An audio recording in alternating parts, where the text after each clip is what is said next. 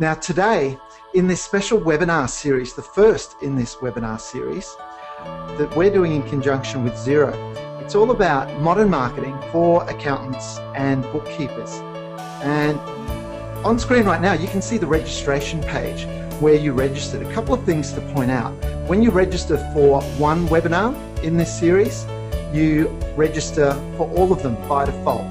So we'll be doing one webinar a month across the coming 8 months. You can read an overview on that registration page if you haven't already, and you'll see what we'll cover across the entire series. Today we're looking at marketing mistakes, the most common marketing mistakes by accountants and bookkeepers. And on today's webinar, we have accountants and bookkeepers from not just multiple countries, but multiple continents. So it's fantastic to be partnering with Xero, who really are at the forefront of what's happening in the accounting and bookkeeping professions. Why Xero and Paradox are doing this together is, as you know, on one hand, Xero is all about beautiful accounting software. And what we do at Practice Paradox, or Paradox for short, is just focus on the modern marketing side of things. And it turns out that both Xero and Paradox deal with the same types of firms. They're firms that like to push the envelope and like to be on the leading edge of what's happening around technology and serving your clients, and generally just doing things in modern and progressive ways. So in this series we'll cover the latest in online, digital and social marketing. We'll show you plenty of examples. And there's an example on the right there. It's one of our favorite examples, a poster child, the first graduate that went through our program, GrowthWise, who a couple of years ago was the Xero Partner of the Year in Australia. It's still going great guns. Now, if you've not met me before, you'll hear me referred to as MC often. That's my nickname, Michael Carter. I'm the director and founder of Practice Paradox. So later on, I'll put those contact details up again if you have questions, but we will have a formal question time at the end of today. And do feel free to reach out and connect across the different social media platforms, whether that's in LinkedIn, search on my name, Michael MC Carter, Twitter, I'm in there twice for Practice Paradox and Michael MC Carter. And the recording, a common question we get is, will today's webinar be recorded? And yes it is, and yes it will. And that'll be uploaded to our YouTube channel for Practice Paradox. So if you subscribe to that, you'll get notified when the recording goes up in a few business days. So, marketing mistakes most accountants and bookkeepers make. Let's start with the most pivotal one, and I think we've all been in situations like this in our life where we're at a point that we don't know that we don't know something. And learning can't begin. Learning only begins when we get to a point where we realize that we don't know something. And that's what's called conscious incompetence. So you know that you don't know. When you have unconscious incompetence, where you don't know that you don't even know, well, you're blissfully unaware, aren't you? So how do we know? How are we so confident that most accountants and bookkeepers have never sought formal marketing training in terms of marketing and selling? Well, we've surveyed hundreds of firms, and you can take the survey yourself if you like on our website. On the side of any of our blog posts, there's the survey, how do you rate as a rainmaker? And you've got to love the accounting and bookkeeping professions where they have to make up names just so they don't have to say dirty words like sell. Let's avoid that 4-letter word if we can, hey? But in that survey, a few questions are asked, such as, when did you last undergo formal training in how to do marketing? Now, 59% of respondents out of hundreds answered either never, not within the last 5 or 10 years, or not for the last 2 to 5 years. So let's call that 6 in 10, never been formally trained in marketing. So it's not surprising then that the majority of firms do struggle with it. But what an advantage the other 4 out of 10 have over the other 6. Now that's marketing. It gets a little worse with selling. Almost 7 out of 10 firms surveyed, and keep in mind the people that have done this survey have come to our website, so these statistics are already biased upwards in that they wouldn't even be on the website if they weren't thinking about how to market and how to grow. So 68% fall into the categories of never been trained in how to sell and haven't done it in the last 5 to 10 or the last 2 to 5 years. Now a lot of entrepreneurs have a saying, nothing happens till somebody sells something. And that's true.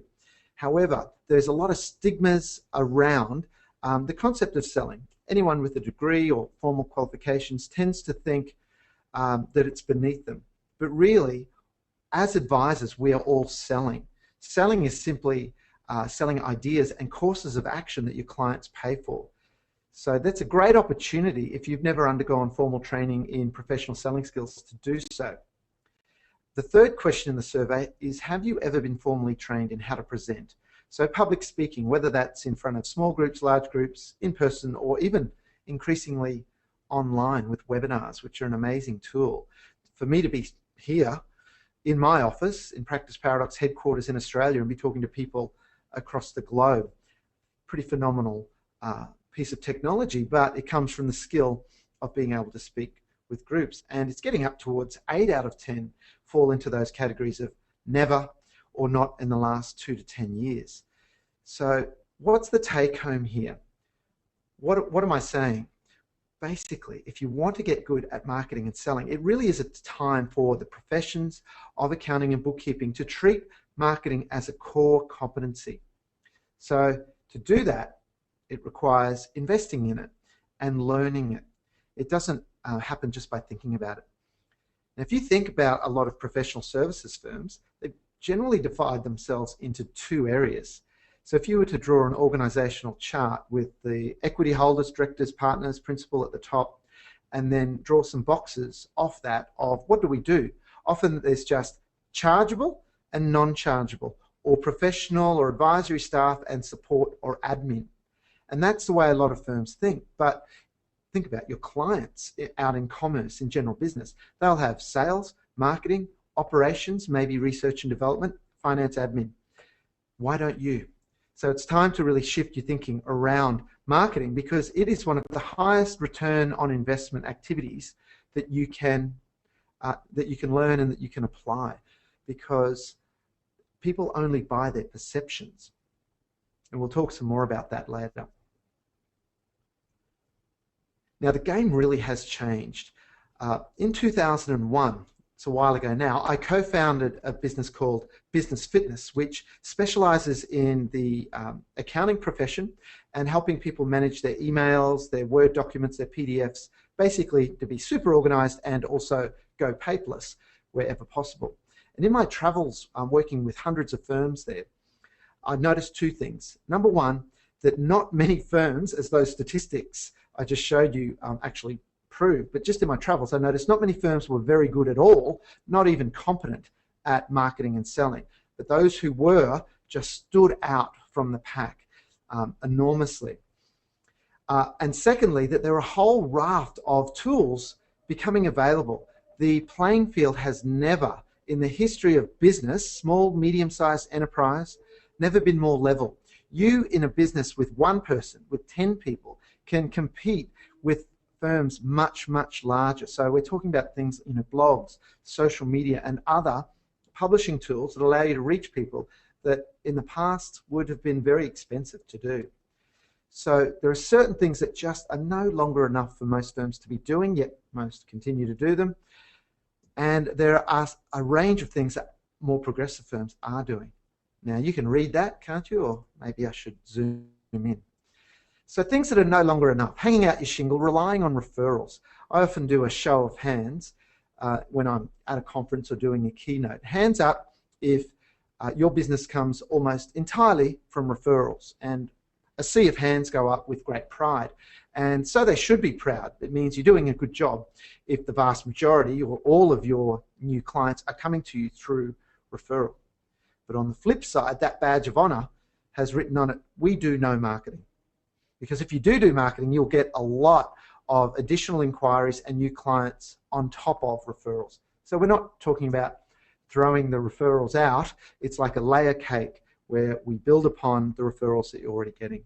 Other things we've seen firms do over the years is the occasional sponsorship of a local sporting team or community group. Now that's great to do as a community support activity, but if you expect that to be a lead generator, there are probably more focused, more measurable, more pragmatic, more immediate ways that you can invest your hard-earned money to actually generate inquiries into your business. Advertising. A lot of people think advertising and marketing are the same.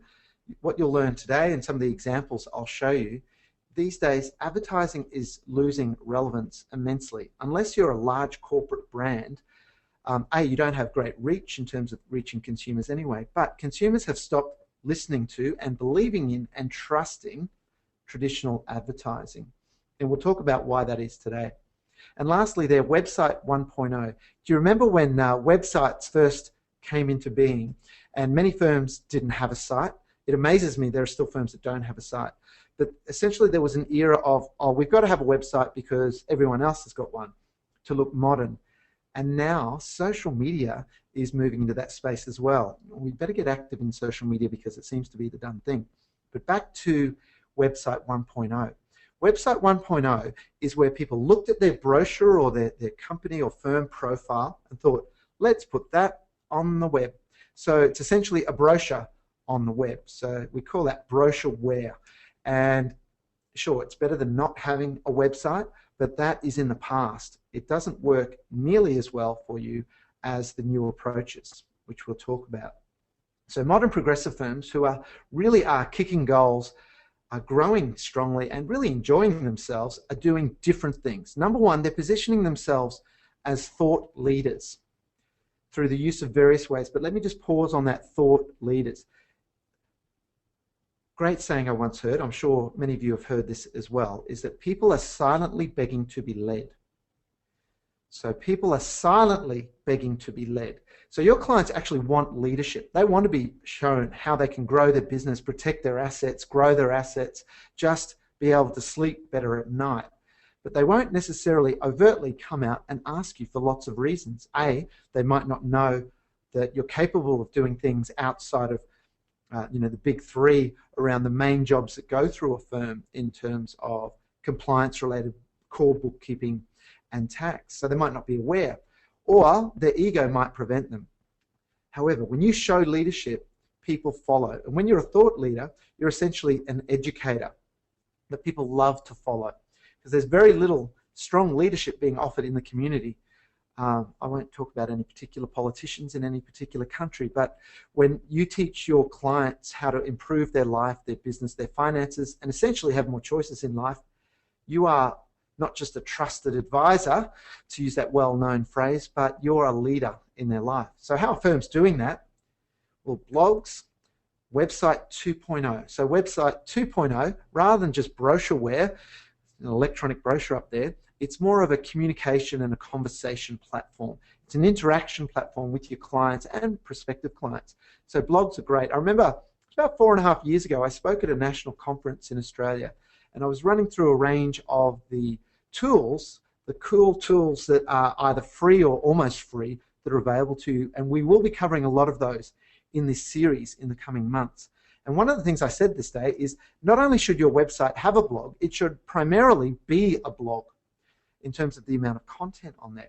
And afterwards, a few people came up to me, and one of them was even a well-known provider of websites to accountants and bookkeepers, and they said, why on earth would an accounting or bookkeeping firm need a blog? And I said, well, that speaks volumes for your understanding of where marketing is heading, but the new style of marketing is content-driven. You may have heard the phrase, content is king. Until you consistently publish good quality content onto your website and social media and other things we'll talk about, good quality, consistently and strategically, you're pretty much not playing in this new game and you're stuck in the old world. So the new world is all about content-driven marketing and being a thought leader. So yes, have a blog on your website and post at least monthly, preferably every second week or ideally even weekly, which is possible when you set yourself up with the right resources. They might be inside your firm, outside your firm, or a combination, and the right technology to make it easy. Now, by the way, if you ever see me look over to the side at any point, that's because I'm just checking questions. You can feel free to type questions through at any time. And occasionally, I'll run a poll or two and get your input on things. So in addition to blogs, social media. Google will show, if you search social media for accountants, that Paradox were the first advisors to the accounting and related professions to be teaching firms about social media. There's more than a few other people in that space now. And again, people were saying, why would an accounting firm need to be on Twitter, and isn't LinkedIn just putting your CV up there? Think about social media as a way of monitoring the market and also publishing your thoughts, links to your articles, and just sharing great content. It's not all about your own content. There's a phrase, content curation. So not just content creation, which is great, your own content that you can create, but content curation is a whole lot easier. So that's sharing, and they call it curation, just like the curator of a museum or art gallery didn't actually create the pieces in the museum or gallery, but they collected them, and by virtue of the fact they're collecting them, they're endorsing them. And that is a brilliantly efficient way to publish great content out there and have people actually come back and thank you. One of our clients the other day flicked through a LinkedIn. You can send like emails internally within LinkedIn. He received one from a CEO of a company that said, "Hey Tony, I just thought I'd let you know I've been really enjoying the updates you've been doing to LinkedIn." And this firm had been doing about 2 a day, linking off to great articles on how to improve business performance or how to better manage money or some technology side of things. There's so many great things as a bookkeeper and accountant right now that you can be teaching your clients and prospective clients with utter integrity and enthusiasm. Everything within the Xero ecosystem is mind-blowingly exciting when you, and I'm sure many of you are exactly in this space, that Xero, for example, is not just about accounting. Sure, it's at the core, but it's really a business process platform. And your role as advisors really is evolving into being far more of a linchpin than what you've had the opportunity to be to date. Even though everything you've done today is important, you can become much more strategic and essential in your clients' development. So in addition to the social media of LinkedIn and Twitter and Facebook and Google Plus and others, video and screencasts, wonderful. And in the Q&A period today, I'll show you some examples of firms doing this. Video isn't suitable for everyone, but if you're capable of standing in front of a couple of people and explaining a concept that might be around managing cash flow in a business, or doing a budget, or setting up key performance indicator dashboards, or just preparing for tax season or record keeping, whatever it might be, if you can do that in front of a couple of people, you can learn how to do that in front of a camera. And for many, they find that easier than sitting down and typing out an article. When we survey firms and say, how long does it take you to do a blog post? If they do it themselves, so an article, if they do it themselves, most say it takes 2 to 3 to 4 hours, so half a day on average. Whereas a video, and I've seen practitioners do this in our own workshops and on site when working with firms, if they become a one-take wonder, they can stand in front of the camera, having thought through what they're going to say, and spend a minute or two, and they're done. And the partner or principal who has spoken to camera goes on with their day, and another team member basically just edits it up, exports it, and uploads it to YouTube and other platforms. So video is really powerful, and you might be aware, or you might not be aware, that the second most commonly used search engine is not Bing, not surprising, not Yahoo, but is YouTube. So video, apart from being a great communication medium, because people, you can see me right now. Let me check the screen over there. Yes, you can see me right now. So it's a far greater rapport builder because it's visual, it's auditory, and it builds trust a whole lot faster than just articles. What are screencasts? If you're not familiar with screencasts, and if you're big into Xero and other add-on partners and tech tools, you can get a piece of software like Snagit or Camtasia or ScreenFlow and just sit at your computer. You need just a microphone attached, a USB microphone, and you just explain something. For example, I saw one practitioner show how rules work in Xero. Great little feature. It's kind of like quasi artificial intelligence, really. And little screencast, only went for a minute. They didn't show their face at all. It was just a recording of the screen plus their voice, and then they uploaded that to their YouTube channel. So that works for your SEO or your search engine optimization. That actually creates backlinks back to your main website, and you then embed that video in a blog post. And you do an article in your e-newsletter out to it. So the one little idea, the one little effort can be published on your blog, in your e-newsletter, in Twitter, in LinkedIn, in Facebook, and of course on YouTube and other platforms as well. And none of this needs to take either a lot of time once you set up correctly or a lot of money. The cameras, you can do it with your smartphone. The technology is right in everyone's hands today. So the key word there at the end is other engagement tools. Have you ever surveyed your clients? Have you ever surveyed a sector? So a niche that you might be targeting. It's a brilliant way to position yourself and your brand as an authority in that space just by virtue of the fact you're doing a survey. And then you gather the results, you analyze them, and you write about them. You write articles, you write a report. You then end up in the media talking about these results. If you look at the main consultants around, the main economists, for example, they're masters at this. And I think accountants and bookkeepers have a great opportunity to be doing surveys around business sentiment, technology trends, and business conditions, and use that. And there's great survey tools. Like you've probably heard of SurveyMonkey, but I prefer others like Survey Gizmo, FormStat, PollDaddy, and the like that can all integrate back with Xero, back with your CRM, back with your email marketing. It will be very, very efficient. And let's face it, it's got to be efficient. That's why we focus on the technology. If it's not efficient, it's probably not going to happen, I would say. It's pretty busy. So the game definitely has changed, but the question is, are you changing with it? So one fundamental shift between old school marketing and the new way of marketing is think dialogue, two-way conversation, not monologue. So an advertisement is a one-way conversation, isn't it? It's just you going blah out there. Whereas when you do a blog post, people can comment. When you do a tweet in Twitter or an update in LinkedIn, people can like it, people can ask questions, respond to it. So it really is a dialogue. Now, if that's scaring you, it's another topic for another day. Sometimes people have said to us, look, we're not going to take part in social media. We can't afford the time. And my response to that is you cannot afford to not be using social media, at least to be monitoring your area and even mentions of your business, your name. And that's all very easily done. You can set up alerts with social media dashboards like TweetDeck or Hootsuite or Sprout Social. So at the very least, we should all be monitoring in a time-efficient way what's happening in social media. But the dialogue aspect, the conversation, questions that always come to the fore are, what if someone criticizes? What if something, there's a complaint, some negative feedback? Well, A, how wonderful that you've noticed that. You've been there to actually hear it and respond. That'd be a bit like saying, I'm not going to run a client workshop with a group of clients because one of them might raise something negative. Well, if they do, A, take that as an opportunity just to address it and not evade it, and thank people for raising the issue and then addressing it and then reporting back once you've addressed it without getting defensive or emotional about it.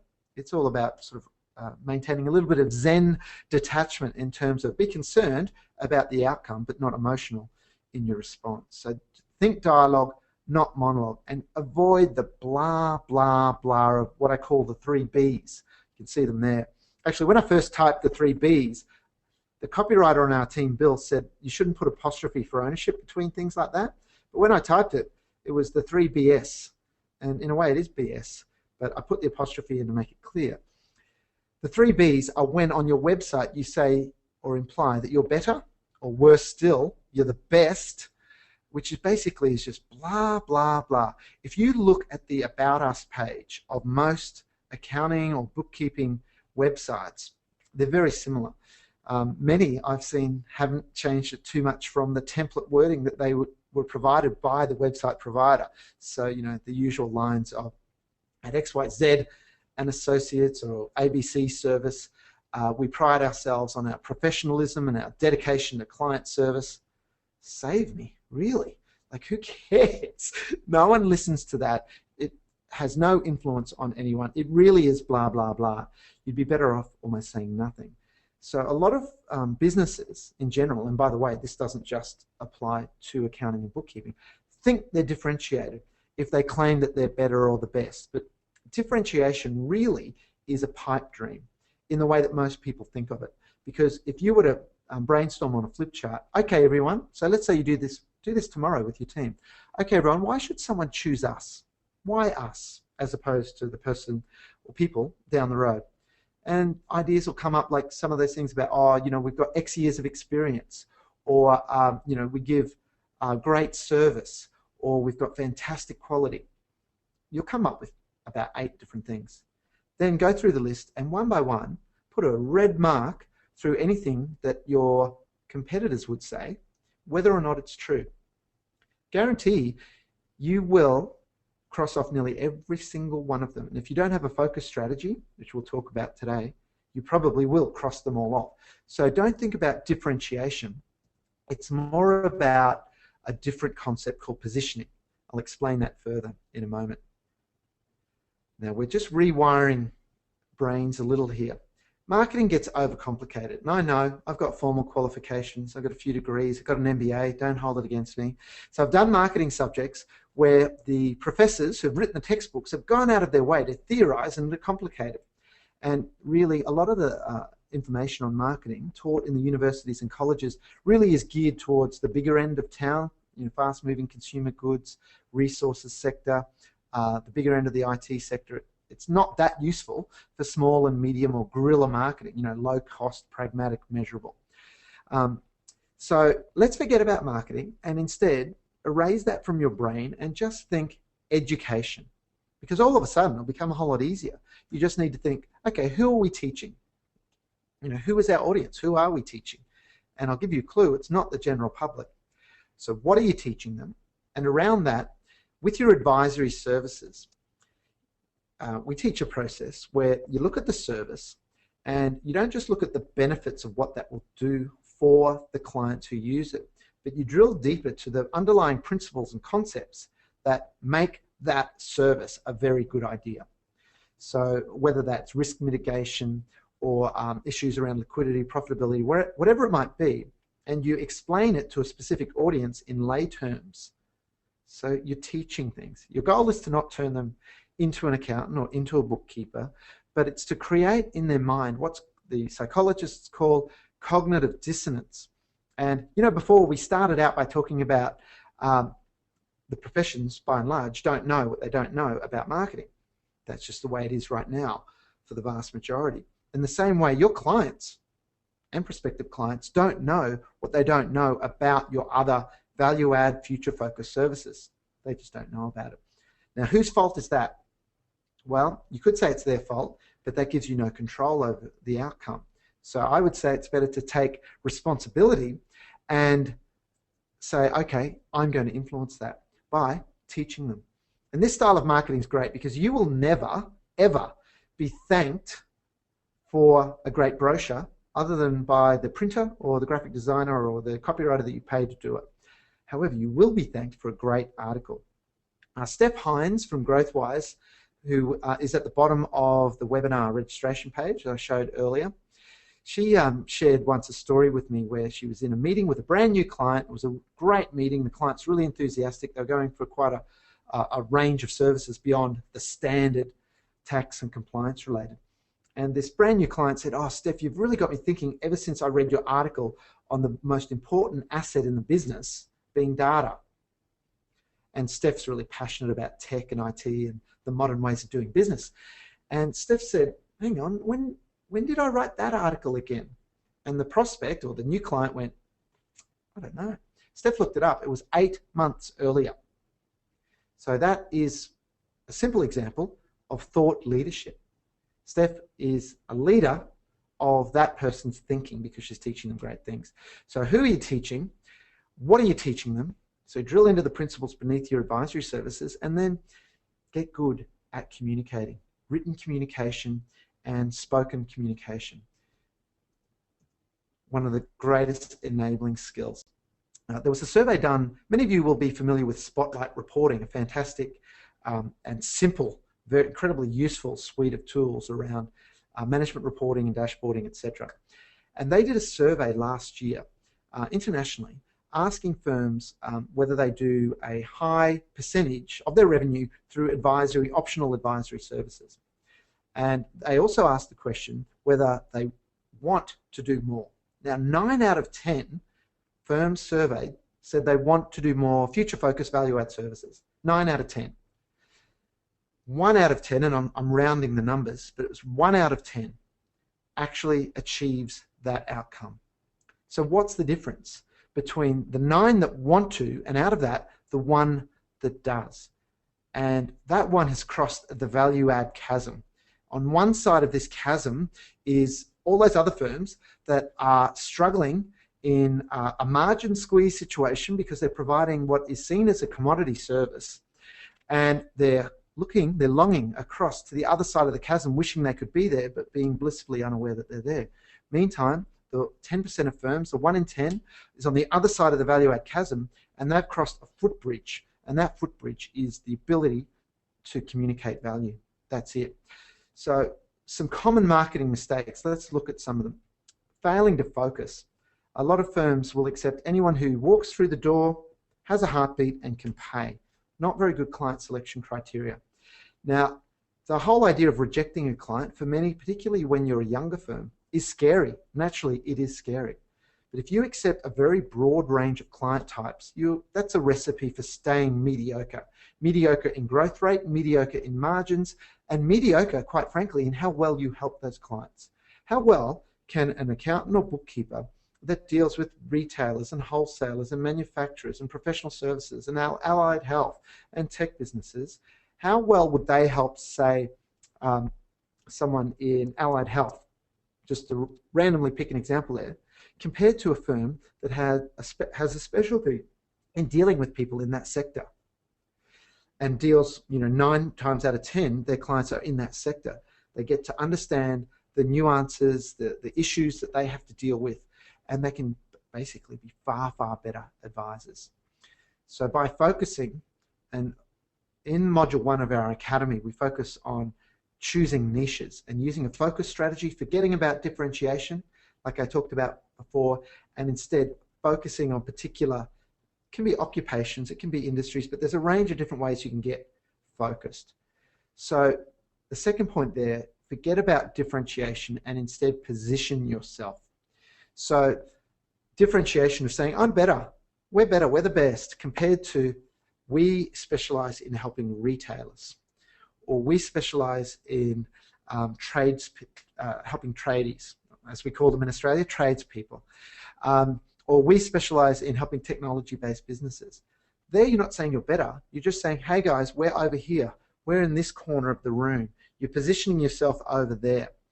There's a fantastic book called Blue Ocean Strategy that I could highly recommend, and it uses a metaphor of when you're well positioned and you have a good strategy where you're not competing head on with others, and that's one of the fundamental tenets of strategy. If we're talking about any of the football codes or cricket or whatever it might be, and for those of you from England, we won't talk about the cricket right now, but you don't want to compete, sorry, we're used to losing a lot over the last few years, you don't compete head on with a strength. You aim to come in at a different angle. So in this book, they talk about the bloody waters of competition versus blue ocean. And in your business, you want to find blue ocean. For example, we're in blue ocean. We reject clients nearly every week where an accounting firm or a bookkeeping firm has referred to us one of their clients. And we have the skill set to help them with their blogging, with their social media, with their e-newsletters, content for their website. But we choose to say no because we stay true to being inch wide in our focus and mile deep in our expertise. And that just means we do a better job for those we serve, and we get really, really, really good at what we're doing. So think positioning, forget differentiation, forget about advertising in general. Look at your advertising spend. If you have a consistent large spend in your annual budget on an advertising channel, I would ask you to question it. Are you measuring it? What leads, what conversion, what dollars does it result in? If it's working, great, keep it. The message here is not to say don't advertise, but it is to say, advertising is about this much of marketing, and there are usually far better ways to spend your money, but not always. It's contextual. Now, social media. If I had $1 for every time I saw an inactive LinkedIn account, Twitter account, Facebook page, I'd have about $713. Don't do it. don't dabble. And I know how it happens. People go to a conference or a webinar that says, look, you've got to be in social media and here are the reasons, and they're very good reasons. And it's a bit like maybe a New Year's resolution or something. People get started in it and then get distracted, lose focus, wonder if they're getting a return on it, and they stop. That's a very bad look to have an inactive social media account. So in a way, you're kind of better off having not started and then start properly than dabble. But if you have started and you've dabbled a bit, time to pick up the ball and run with it, because you're essentially on stage when you're using blogging and social media, and you don't want to look like someone who starts something and doesn't follow through. I don't know about you, but I would not want a business advisor or a financial advisor or a bookkeeper who starts something and doesn't follow through. It's just a basic good character trait, isn't it? Now, this next point, one of the things I love about the influence that Xero is having on accounting and bookkeeping professions is they, like a lot of great businesses, have within their DNA an appreciation of and a strong focus on design. The fact that things have not just got to look good, but they've got to be consistent, and it's got to be thought put into it, and design professionals have to be used. So often I see logos that look like they've been designed by the work experience kid, or the son or daughter who's in high school doing graphics, and the website that's a DIY. I was involved in one joint venture where we licensed the brand to other countries, and one of the other countries decided it was okay to just type the logo out. Well, not really. So great companies look at every aspect of their design. So design's a big area, but it's everything from, yes, how your website looks, yes, your logo, your stationery, and the obvious things, but it's everything down to the impression that your office makes, that inside your office, even down to cups, saucers, cutlery, everything says something about you subconsciously. Now, if you're thinking, oh gosh, now he's really getting a bit out there, design doesn't matter. Well, it does matter, and your clients and prospective clients will never tell you that it matters. One of the reasons is most people are not design aware consciously, but everyone is influenced by design at the subconscious level. Everyone is. So invest in it. If you don't have a graphic designer that you send all your work through consistently, find one, stick with them. It's worth paying money. In my experience, most designers that are linked to a printing house, you know, your printer that does your print runs, usually isn't as good as someone else that's actually a specialist graphic designer, but there are exceptions to that as well. So I urge you to embrace design. To be a remarkable firm, you've got to tick 3 boxes. You've got to look great, sound great, and be great. So you've got to make a great first impression. You do. Otherwise, you won't attract good quality clients. It's like you're standing there in a cheap suit. The quality clients will probably pass by. But looking great isn't enough. You could look $1 million in beautiful clothes and have your hair done perfectly, shiny shoes, but if you don't sound great and have a good message, and by this I mean content. So if you don't have a good story, good content on your website, consistently publishing good stuff out into social media, you're kind of muted. We talk about publish or perish, which is a saying from academia. Professors every year know that they need to keep publishing journal articles into peer-reviewed journals, or their career doesn't progress. They fall off the radar. Same with content-driven marketing.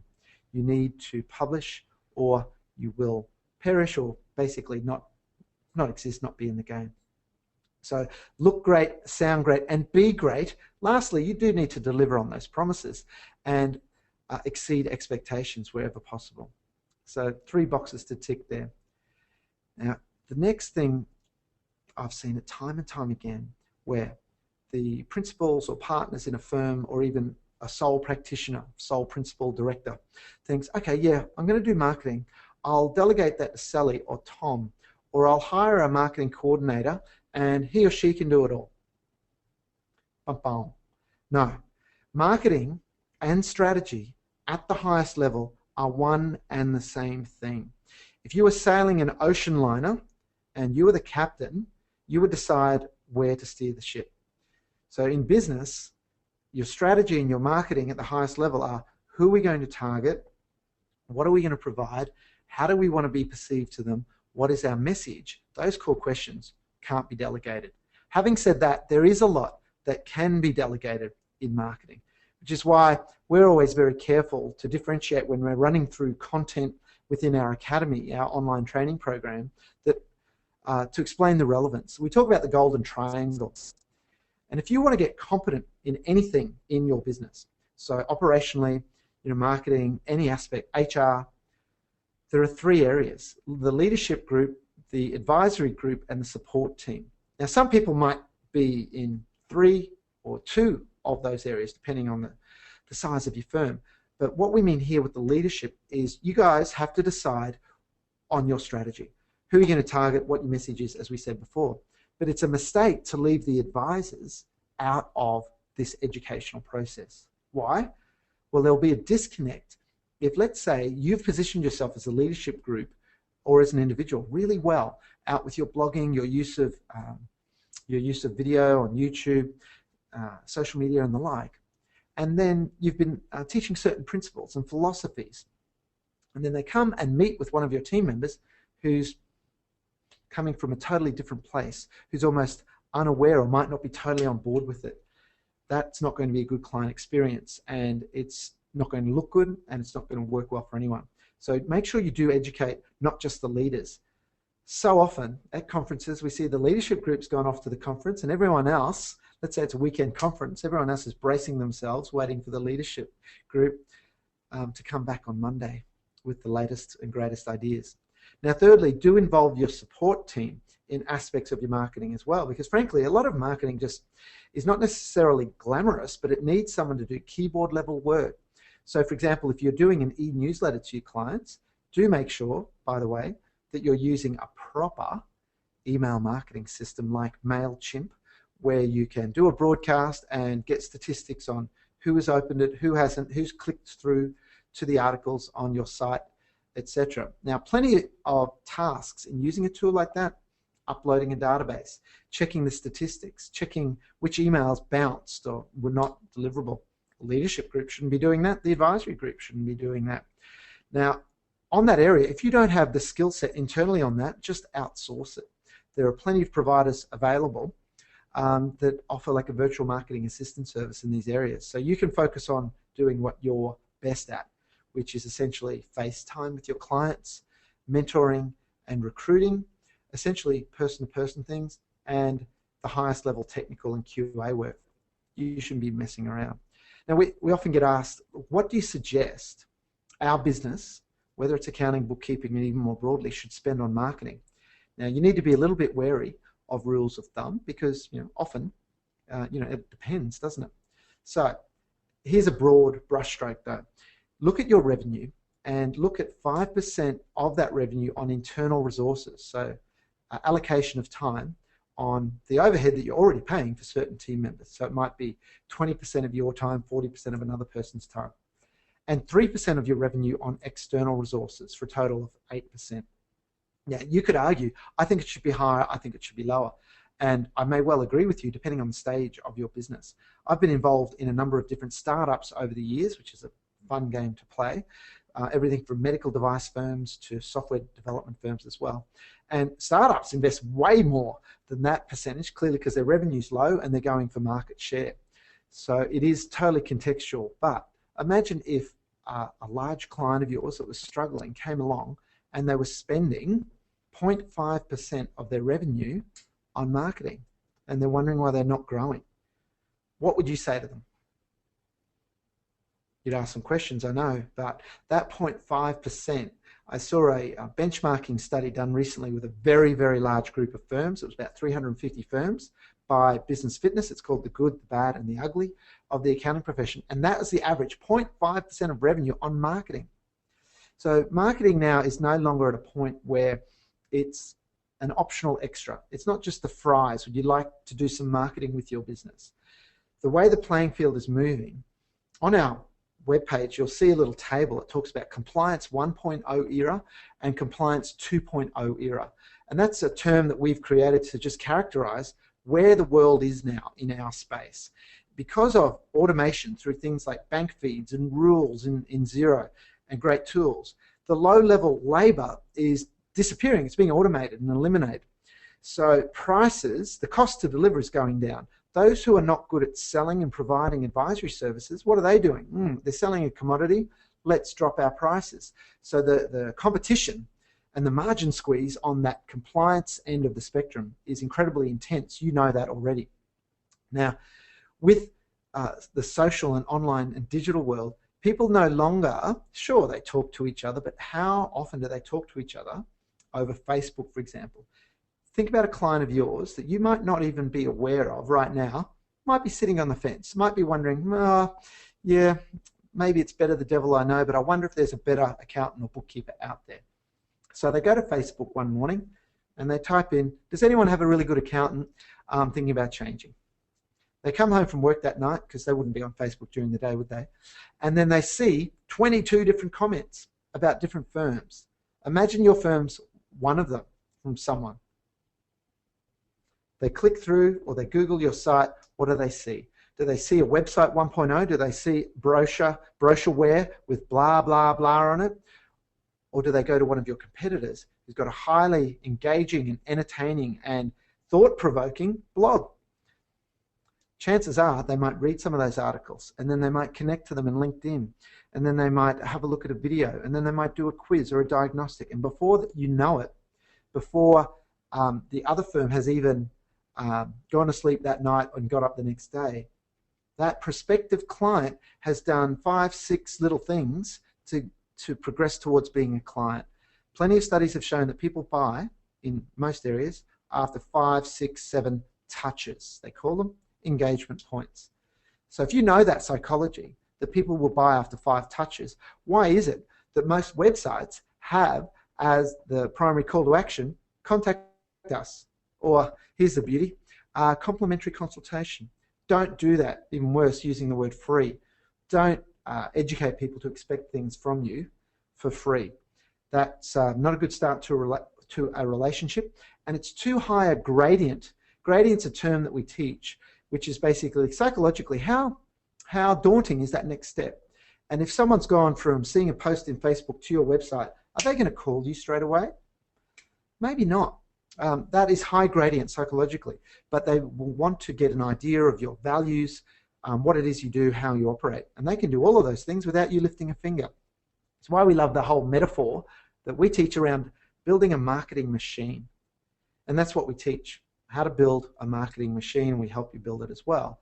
And the reason we use that word machine is not to dehumanize it or to take out that human and fun element at all, but to emphasize that, like a machine, there's a logic and there's a structure, there's a manual. You can learn how to do it, you can turn it up, turn it down, and the results are quite predictable.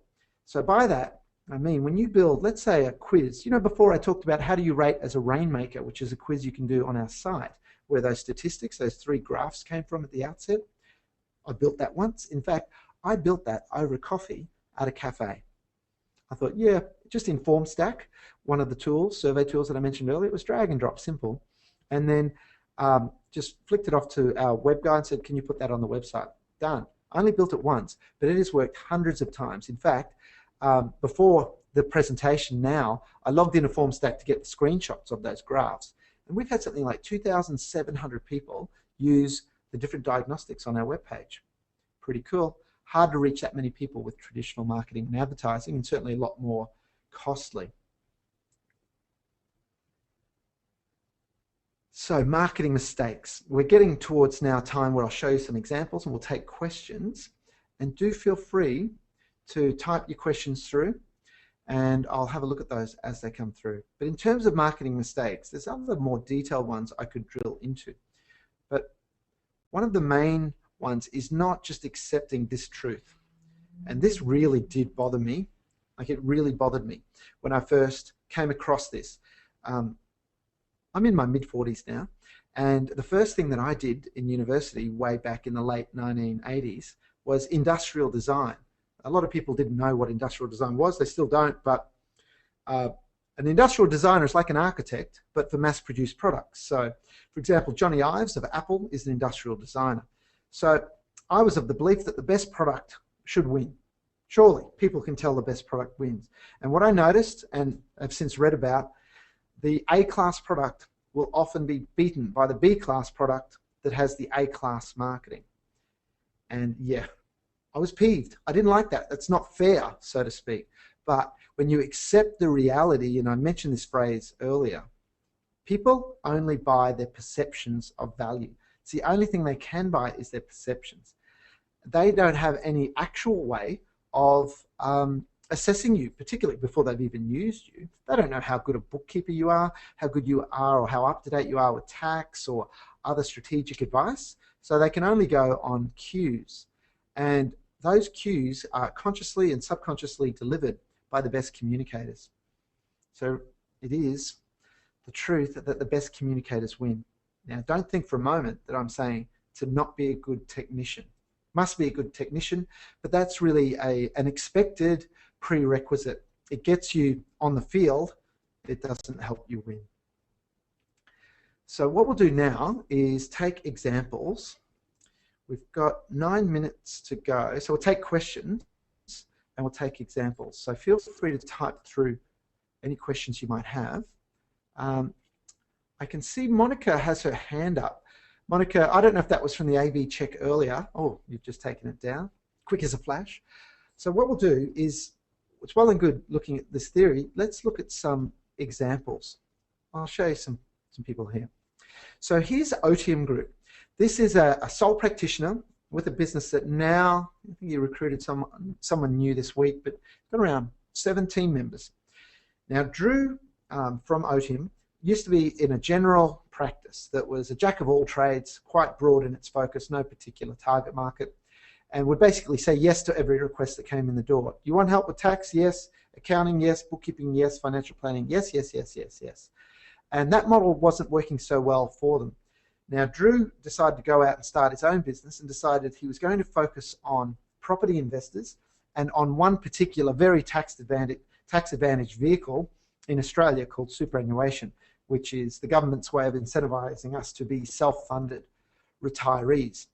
And what Drew has done under our guidance is become a thought leader in his space. One of the things that he's been doing is blogging weekly. So I'll just scroll down here and show you some of the articles that he's been doing. So those of you not familiar with the Australian terminology, SMSF is just self-managed super fund, and it's flavour of the month in many ways. It's a brilliantly tax-effective way to invest for your retirement, but I won't go into that today. So I'll just scroll down. You can see the different headlines here, and all of this content, he's drafted it, we've polished it, we've thought through the SEO, so the search engine optimization, which is essentially thinking through what is Google looking for in relation to the phrases that we want to rank well for here. Found the images, uploaded them for him, and the result for Drew has been a very steady increase in the traffic to his website. Now I'll ask you right now, do you know the traffic to your website so far this week or last month or the month before? Do you know what you typically get? If not, it's the old management axiom, isn't it, of what you could measure, you could manage, and what gets measured gets done, all those things around measurement. And that's why I love the pragmatic aspect of marketing that we take of, you know, it shouldn't be marketing for pretty pictures. Sure, you've got to look good, but that's just the start of it. It's so measurable. So not only can you know exactly the traffic of your website, but you can know what terms are people searching on to find you in Google, and what terms are you not even tracking that people are searching on, or what websites are sending links to you that are greatly assisting you in your Google rankings. So since I'm doing consistent weekly, in this case, blogging, and also social media, and he's also doing a good e-newsletter, just pushing articles out that link back to his blog. Drew's website's gone, last time I was speaking to him, it's gone up 2,250%, so 22.5 times. And he's now at a position where I like the concept of higher quality problems. So we'll always have challenges in business, that's a given. If you don't have challenges, you might not be awake or breathing. So there are always challenges, but you want high quality problems. So a low quality problem is, how do I generate leads and inquiries? It's an important one, it needs to be solved. So for Drew, we've solved that for him, not just by generating helping him generate a lot more traffic, but helping him convert the traffic as well into e-newsletter subscribers, social media contacts, and we've helped design for him a calculator and guided him on the technology aspects that people go through and see whether they could qualify to buy another investment property through their retirement fund.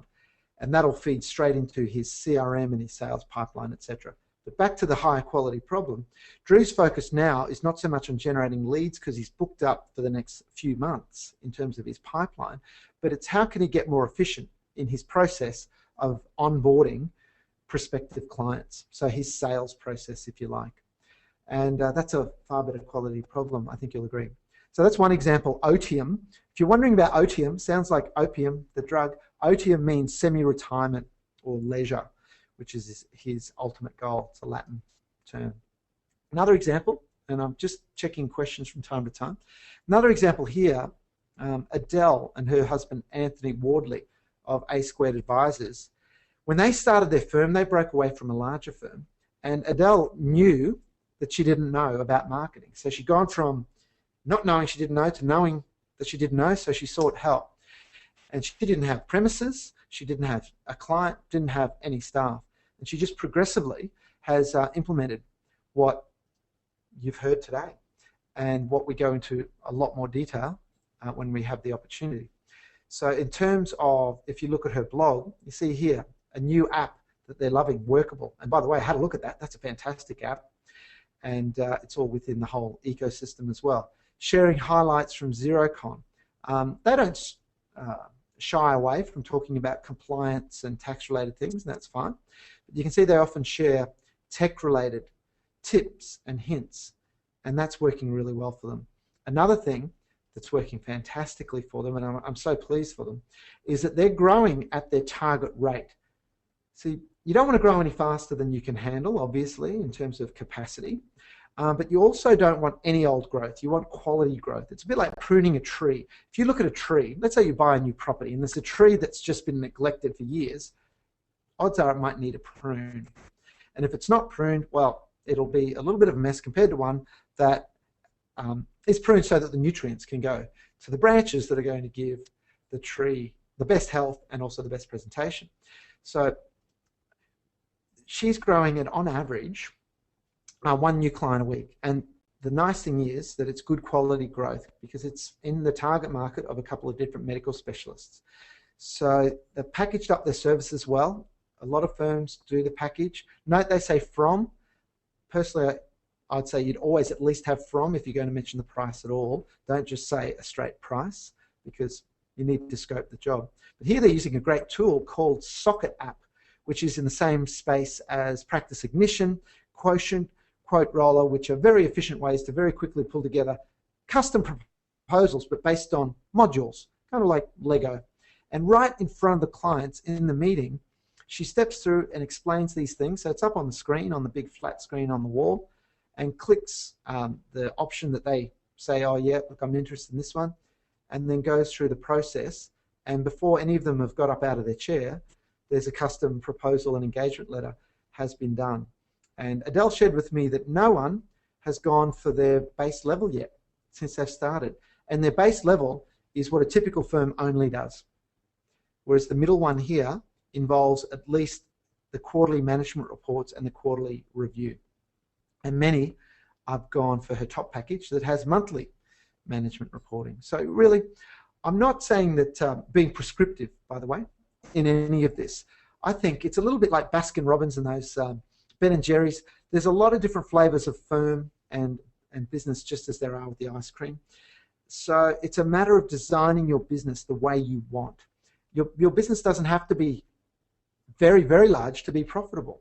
You can work backwards from the lifestyle that you want in terms of just giving you the choices that you want. You can only sleep in, one bed, one house at a time, etc. So it's not about egomania and building empires. It's about just giving you and your family choices. So then work backwards there, knowing your margins. What revenue does your business need each year to achieve that profit figure for you and fellow shareholders if you have others? So then you have your revenue figure. Then you ask yourself, how many clients do I really want to manage? because every client, even if they're a very small client or a large client, is an emotional overhead, really. It's work to manage expectations and to keep them happy, communicate with them. So if you come up with a figure of, look, I'd actually be happy if we only had 40 client groups, let's say. You can divide that into your revenue figure to come up with an annual figure and then a monthly figure and go, okay, interesting. We're going to need clients on average to be on $400 a month. What would they be willing to receive, and what are we already capable of providing that would be great value for that? So work backwards into services that you're already capable of providing, as I just said. Don't make the mistake, and I've seen this a lot over the years, where certain franchises come out and say, hey accountants, you should be a marketing expert, or hey accountants, you should be a business coach. That's okay if you've already got that skill set in-house, but my view really is you've already got some fantastic skills around helping your clients plan, essentially avoid problems. So the future-focused management reporting related stuff. So focus on things that you've already got the competency, but you don't often sell. So you might be sitting on that one side of the value-add chasm and you want to cross it there. Then your next criteria around designing your service offering, remember you don't want to say yes to everything, you'll just burn out and won't be very profitable, is it something that you can scale? And by is it scalable, we mean, is it possible that either now or in the not too distant future, people other than you will be able to deliver it, and or parts of it could be automated? Because if you can't scale it, I would advise don't sell it, unless you're doing it for research. For example, with what we do at Paradox, there's the Academy, which is a training program online, that's scalable. Our masterclass workshops, scalable. Our article service, social media updates, all of that is scalable. However, I do some one-on-one work with just a handful of clients at any one time. And in fact, this morning, to a Sydney firm, said no to it because we didn't want to take on any more. It's not scalable. Frankly, it's a lot of fun, right? I love consulting. But consulting is not really a scalable business. It's a job with a fancy title. So make sure whatever you're working on moving forward is going to be scalable for you. Easy to sell, easy to deliver, and scalable. Then you've really got a great business. GrowthWise was the example that I showed at the beginning. When we started with GrowthWise, the word that Steph used to describe, and I've just noticed we've gone 2 minutes over, we'll wrap up shortly, to describe how she felt about marketing was paralyzed. So they didn't have any shortage of ideas, but they lacked focus. And through the process of the Academy, where we say, okay, what are you going to focus on, what niches, how are you going to reach them, they decided on 2 particular niches, and they've gone exceptionally well since. And they're having fun. Most importantly, it's not mutually exclusive, is it, to be profitable, highly liquid, and enjoying yourself. So if you have a look through their blog, you can see they write about, actually that one was a beauty, I thought. It was all around planning, and then often they'll do an update around Xero-related updates. They went to a festival that was about design and interactive and green. So that is a festival where their target market was at. So that was really good for them to get heavily involved in that. A few other examples very briefly. Change Accountants. They've been doing really well with their blogging and use of media in terms of video. Switched On Operators. Green Taylor Partners. They've got their YouTube channels called GTP, for Green Taylor Partners TV. And look at that. It doesn't have to be a Hollywood production. Most of the time, they're standing up as real advisors, real people. It's not at all overly produced, but they're teaching people good stuff and they're doing well. Astle Hawke, this firm out of New Zealand, they adopted the niche strategy, and in 1 month, you might not want to do this, but in 1 month they brought on, through a niche portal strategy, which is a way of quickly tapping into a niche, attracted 22 new clients, which gave her an operational problem, but that was a pretty high quality problem and they got through it. And your accounts department, who we're also working with, they were Xero Partner of the Year a few years ago, and they're doing good consistent work with their blogging and social media as well, and have identified some niches that are working well for them. But if you've got any afterwards, let me just go back and show you my contact details again. My email address, MC, M for Michael, C for Carter, at practiceparadox.com.au. So our full name's Practice Paradox, but nickname Paradox. Feel free to email me directly, or just for starters, connect in social media and stay in touch. For example, tomorrow we're posting another blog post around potent KPIs in a lot more detail than we could have done today, that we're able to do today, around things that you could and should be measuring in your marketing. So that's an example of how we do an educational style of marketing and practice what we preach. So thank you for joining us today, and fantastic again, thanks to Xero and to Johnny McAvoy at Xero for making this whole series happen. Really looking forward to the next 7 webinars in this series across coming months, and hope you can join us next month for the next topic, which you can see on that same landing page that you registered on. So we'll see you next month, and bye for now.